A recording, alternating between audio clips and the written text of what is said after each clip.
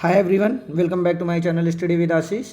तो जैसा कि आप सब जानते हैं कि सुप्रीम कोर्ट द्वारा बीएड वर्सेस बीटीसी का फैसला आया था, उसी के रिगार्डिंग वेस्ट बंगाल गवर्नमेंट ने इशू एक लेटर जारी किया है, जो कि बहुत ही महत्वपूर्ण हम लोग के लिए जान लेना, क्योंकि ये जो आदेश आया है उस पर एक्शन लेना सभी राज्यों ने धीरे धीरे शुरू कर दिया है। तो सबसे पहले हमारी सीटेट की मार्कशीट हटी, उसके बाद गवर्नमेंट ऑफ बंगाल से एक लेटर इशू हुआ है, जिसको मैं आपको दिखाना बहुत बेहद ज़रूरी है और ये आपके लिए बहुत इंपॉर्टेंट है। तो वीडियो को पूरा एंड तक देखिएगा और ज़्यादा से ज़्यादा चैनल को लाइक शेयर सब्सक्राइब करिए, जिससे सभी तक ये जानकारी पहुँच सके। तो देखिए, गवर्नमेंट ऑफ वेस्ट बंगाल की तरफ से लेटर इशू किया गया है, school education department, elementary education branch.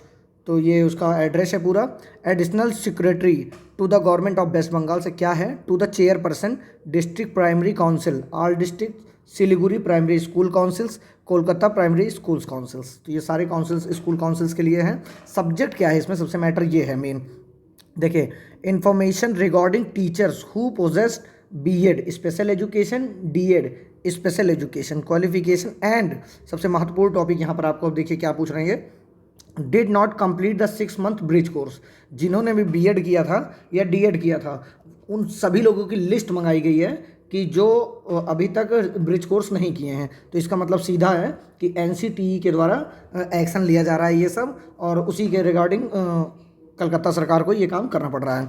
तो देखिए इसमें क्या है, सर और madam, I am directed to requested you kindly to let this department known the exact number of teachers, मतलब एकदम एग्जैक्ट नंबर आप मुझे बताइए, who possess the BEd special education and DEd special education qualifications and subsequently did not complete the 6 month bridge course in elementary education from NCTE. देखिए, मैंने अभी आपसे कहा था, तो एनसीटीई द्वारा मुझे लगता है सारे राज्यों को भेज दिया गया है कि आपके पास जो भी ना किए हो ब्रिज कोर्स, उनके ऊपर या तो एक्शन लीजिए या तो कुछ आगे उनके ऊपर कार्रवाई कीजिए। Recognize institution as per NCTE guideline. और इसमें देखिए हाईलाइटेड एक चीज़ दिया गया है, the matter may be considered as a extremely urgent. और यहाँ पर ये देखिए पूरा गवर्नमेंट ऑफ वेस्ट बंगाल का सिग्नेचर है, 14 तारीख की आज की डेट पड़ी है। तो इस वीडियो में आपको ये समझ में आया होगा इस लेटर से कि जो सुप्रीम कोर्ट का डिसीजन था उसको अमल में लाना शुरू कर दिया गया है। और वेस्ट बंगाल की तरफ से सबसे पहले जो भी बच्चे बीएड या डीएड नहीं किए हैं अभी तक 6 मंथ का ब्रिज कोर्स, अब उनकी जो ऑलरेडी नौकरी में हैं उनके ऊपर भी संकट के बादल आ गए हैं। तो अब उनको सबसे पहले क्या करना है कि अपना संकट का बादल खोजने के लिए दूसरा रास्ता निकालना पड़ेगा, नहीं तो हो सकता है उनके ऊपर भी कोई लीगल एक्शन ले लिया जाए, क्योंकि एनसीटीई द्वारा कहा जाता है कि 2 साल के अंदर आपको 6 मंथ का कोर्स किया जाता है। अब जितने लोग भी नहीं किए होंगे, एनसीटीई इसका मतलब पूरे तरीके से सुप्रीम कोर्ट के डिसीजन को फॉलो कर रहा है, क्योंकि आज के भी अखबार में आपने देखा होगा कि सीधा सीधा सीटेट की मार्कशीट को, जो सीटेट फर्स्ट है बीएड वालों के लिए, रद्द कर दी गई या कूड़े के भाव बता दी गई है। पेपर में सीधा सीधा निकला हुआ है और बहुत सारे कैंडिडेट्स की अब सीटेट की मार्कशीट जो है वो डिजी लॉकर से हटा दी गई है या डाउनलोड नहीं हो रही है। अब हो सकता है जिनके पहले से डाउनलोड हो उनकी बची हो, लेकिन मोस्ट ऑफ बच्चे जो नया डाउनलोड करने की कोशिश कर रहे हैं उनकी अब मार्कशीट देखने को नहीं मिल रही है वहाँ पर। तो ये आप जान लीजिए कि मुझे लगता है कि अब सीधा सीधा जो सुप्रीम कोर्ट का डिसीजन था उसको एनसीटीई पूरे तरीके से मान्य कर चुका है और पूरे भारतवर्ष में ये लागू हो जाएगा। अब इसका मतलब हमारे पास अब कोई दूसरा रास्ता नहीं है, या बीएड के अभ्यर्थी जो हैं उनके पास अब दूसरा कोई रास्ता नहीं है, वो टीजीटी पीजीटी अपना देखें या उनको जिस प्रकार से भी करना है। क्योंकि आज एक सुप्रीम कोर्ट से एक और गाइडलाइन जारी की गई है, नोटिस जारी की गई है, जिसमें ये बताया जा रहा है जो भी गलत तरीके से प्रोटेस्ट कर रहे हैं या भड़का रहे हैं किसी को, उनके चैनलों, उनके सोशल मीडिया पर भी कार्रवाई की जाएगी। इसलिए सुप्रीम कोर्ट का डिसीजन अभी सर्वमान्य है और आपको भी मानना पड़ेगा। अब इसको सिर्फ सरकार ही बदल सकती है और कोई नहीं। और फिलहाल के लिए सुप्रीम कोर्ट का डिसीजन है, सरकार को भी बदलने के लिए इतना आसान नहीं होगा, क्योंकि वो बहुत सारे तथ्य और इन सब चीज़ों पर लेकर वो फैसला सुनाई है। और इसमें कोई बीएड या बीटीसी के पक्ष या विपक्ष की बात नहीं है, उसने जो तथ्य थे उसी के आधार पर कार्य करते हुए अपना एक डिसीजन सुनाया है, जिसको सबको मानना पड़ेगा। और सीटेट का जो बच्चे पेपर अभी अभी देने जा रहे हैं, बीएड में जो पेपर फर्स्ट के लिए देने जा रहे हैं, उनके लिए मेरी एक ही राय है कि आप ज़्यादा से ज़्यादा सीटेट के सेकेंड पेपर की तैयारी करिए। जैसे जो एसएसटी वाले हैं या मैथ्स वाले हैं या साइंस वाले हैं, वो अपनी सेकेंड पेपर की तैयारी खूब दबा कर करिए। आप पेपर दीजिएगा, फर्स्ट भी जो होगा देखा जाएगा, लेकिन आपके लिए सबसे ज़्यादा इंपॉर्टेंट इस टाइम क्या है कि सीटेट का पेपर सेकेंड।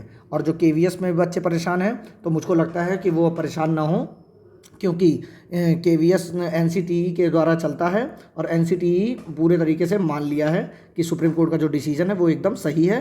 क्योंकि देखिए, आप जब एनसीटीई की ऑफिशियल वेबसाइट पर जाएंगे तो वहाँ पर आप देखेंगे जो 2018 की गाइडलाइन थी उसको उन्होंने हटा दिया है, वहाँ से सिर्फ 2014 वाली गाइडलाइन बची है। तो इसका मतलब एनसीटीई किसी भी प्रकार से सुप्रीम कोर्ट के डिसीजन को नकारना नहीं चाहती है, न ही उनके खिलाफ कुछ पुनर्विचार करने के लिए कुछ भेजने वाली है। क्योंकि अगर ऐसा कुछ होता, एनसीटीई अगर ऐसा कुछ करने वाली थी, तो अपनी ये जो डाला था उन्होंने 2018 के लिए गाइडलाइन, वो वहाँ से रिमूव नहीं की जाती ऑफिशियल वेबसाइट से। अभी आप जाकर चेक करेंगे एनसीटीई की ऑफिशियल वेबसाइट पर तो आपको सिर्फ 2014 की दिखेगी गाइडलाइन, 2018 वाली पूरे तरीके से रिमूव कर दी गई है। और इसका बिहार शिक्षक पर क्या प्रभाव पड़ेगा, तो ये मान के चलिए कि बिहार गवर्नमेंट में एकदम नहीं क्लियर कर रही है, जैसा मैंने सुबह भी अपने वीडियो में बताया था आप सभी से, कि बिहार गवर्नमेंट जो है वो किसी भी प्रकार से एग्ज़ाम को रद्द नहीं करेगी और एग्ज़ाम लेगी। और उसने कहा है कि आगे जैसा एनसीटीई कहेगी, मतलब लिखा तो नहीं था ऐसा, लेकिन उसका यही मतलब था कि एनसीटीई जो ही चाहेगी उसी प्रकार से हम